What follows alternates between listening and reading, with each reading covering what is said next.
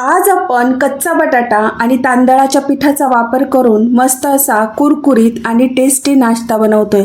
बनवायला हा अगदी सोपा आहे, कुणीही अगदी सहज बनवू शकतो आणि विशेष म्हणजे घरातल्या मोजक्या साहित्यात तयार होतो। चला मग रेसिपीला सुरुवात करू।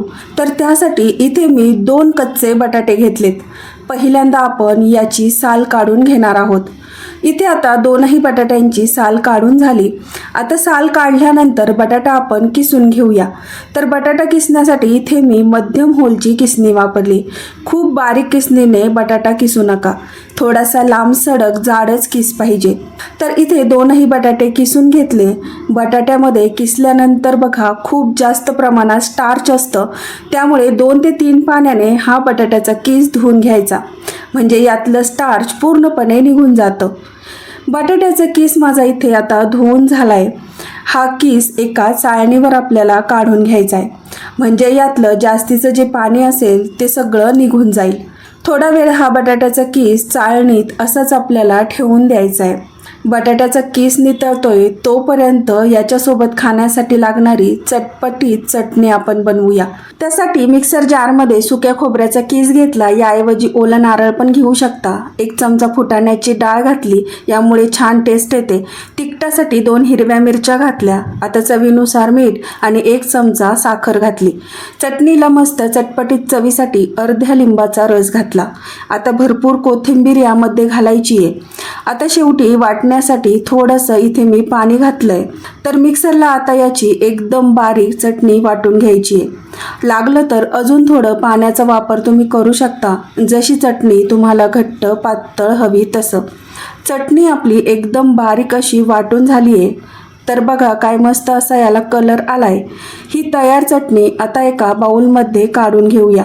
चटणी अशी पण खायला छान लागते। हवे असेल तर यावर तुम्ही तडका पण घालू शकता। इथे तडका न घालता अशीच मी चटणी सर्व करणार आहे। चटणी तयार झाली, बाजूला ठेवून पुढच्या रेसिपीकडे वळूया।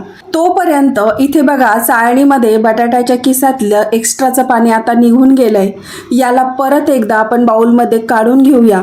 आता या बटाट्याच्या किसात आपला मेन इन्ग्रेडियंट आपण घालतोय। तर इथे मी तांदळाचं पीठ घेतलंय, जे आपण रोज भाकरीसाठी वापरतो तेच पीठ घेतलंय। तांदळाचं पीठ इथे आपण पोहे खायच्या चमच्याने मोजून घालणार आहोत। तर इथे या चमच्याने 4 चमचे पीठ मी किसामध्ये घातलं। तांदळाच्या पिठाने हा नाश्ता एकदम छान कुरकुरीत असा तयार होतो। तांदळाचं पीठ घालून झालं की यात आपण बेसन पीठ घालणार आहोत। तांदळाच्या पिठाप्रमाणे सेम चमच्याने मोजून 4 चमचे पीठ यात घालायचे। बेसन पीठ घातल्यामुळे हा नाश्त्याचा पदार्थ एकदम खमंग तयार होतो, तसेच यामुळे पदार्थाला मस्त अशी बाइंडिंग पण येते। यानंतर यामध्ये 1 चमचा चिली फ्लेक्स घालूया, याऐवजी बारीक चिरलेली हिरवी मिरची पण घालू शकता।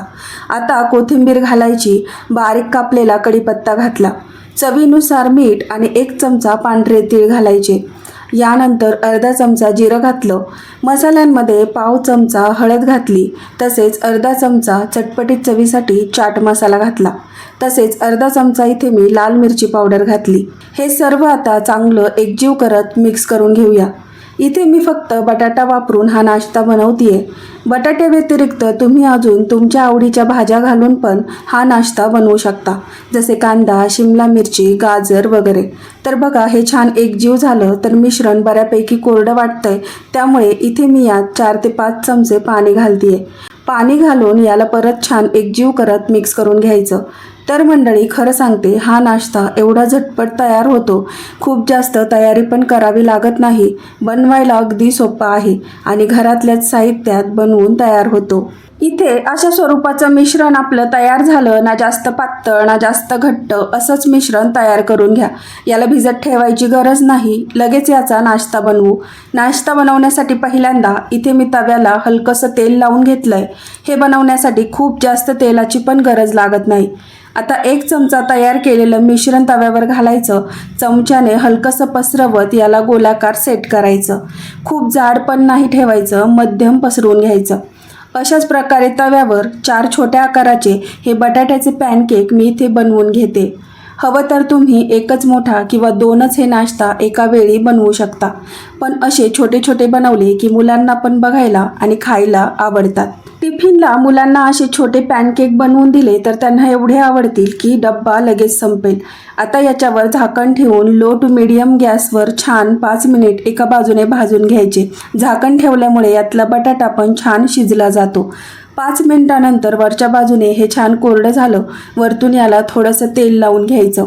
याला तुम्ही डीप फ्राय पण करू शकता, पण इथे मी अत्यंत कमी तेलाचा वापर करून हा नाश्ता बनवतीये. आता यांना एक एक करत उलटवून घ्यायचंय आणि दुसऱ्या पण बाजूने मस्त असं सोनेरी रंगावर कुरकुरीत होईपर्यंत भाजून घ्यायचंय. लो गॅसवर यांना भाजलं ना तर मस्त हे कुरकुरीत भाजले जातात आणि आतपर्यंत चांगले शिजले जातात. आता यावर थोडंसं एकदम हलकं 1 चमचाभर तेल परत घालायचं, म्हणजे मस्त हे असे भाजले जातील. 5 ते 6 मिनिट मंद गॅसवर हे छान भाजले गेले की परत यांना उलटवून घ्यायचंय. तर बघा, दुसऱ्या पण बाजूने याला एकदम भारी सोनेरी रंग आलाय आणि कुरकुरीत पण हे भाजले गेले, मस्त असे शिजले पण गेलेत. याला आता आपल्याला काढून घ्यायचंय. तर तुम्ही बघू शकता काय मस्त असा सोनेरी रंग याला आलाय. तर इथे सर्व बटाट्याचे पॅनकेक मी एका प्लेटमध्ये काढून घेणार आहे. असेच हे पॅनकेक गरमागरमच तुम्ही सर्व करू शकता. सॉस चटणीसोबत एकदम मस्त लागतात. सर्व पॅनकेक इथे आपले काढून झाले. आता शिल्लक राहिलेल्या मिश्रणाचे पण छोटे छोटे बटाट्याचे पॅनकेक इथे मी तव्यावर घालून घेतले. हे इतके भारी होतात ना, अजिबात तव्याला चिकटत नाही. मिश्रण हे इथे आपलं एकदम परफेक्ट झालंय, त्यामुळे हे अजिबात चिकटत नाही, तुटत नाही. आता राहिलेले पॅनकेक पण असेच उलटपलट करत दोनही बाजूंनी गोल्डन रंगावर कुरकुरीत भाजून घेऊया. एवढ्या प्रमाणामध्ये तयार मिश्रणाचे 8 ते 9 पॅनकेक तयार होतात. यांना आपण आता सेम प्लेटमध्ये काढून घेऊया. मुलांच्या टिफिनला देण्यासाठी एकदम असा भारी हा ऑप्शन आहे. यात आपण खूप जास्त तेल पण वापरलेलं नाही किंवा सोड्याचा देखील वापर केलेला नाही, त्यामुळे हे एकदम हेल्दी आणि टेस्टी आहे. जर तुमची मुलं भाज्या खात नसतील तर यात तुम्ही भाज्या घालून पण हे अजून पौष्टिक बनवू शकता. मस्त असा कुरकुरीत हा नाश्ता इथे आपला तयार झालेला आहे. सोबतच उपलब्ध साहित्यात चटपटीत अशी हिरवी चटणी पण आपण बनवली. सॉससोबत पण हा खायला छान लागतो. असंही खाल्लं तरी पण छान लागतो. कमीत कमी तेल इथे आपण वापरलंय. तर इथे मी तुम्हाला आता तयार एक बटाट्याचा पॅनकेक तोडून दाखवते. तर बघा, अजिबात कुठेही हा तेलकट झालेला नाही. आतून पण एकदम सॉफ्ट झालाय आणि यातला बटाट्याचा किस पण मस्त असा शिजला गेलाय. ही कच्चा बटाटा आणि तांदळाच्या पिठाची पौष्टिक नाश्ता रेसिपी एकदा नक्की करून पहा. रेसिपी तुम्हाला कशी वाटली ती कमेंट करून सांगा. रेसिपी आवडली तर लाईक, शेअर करा आणि चॅनलला सबस्क्राईब नक्की करा. पुन्हा भेटू अशा छान रेसिपीसोबत. तोपर्यंत धन्यवाद.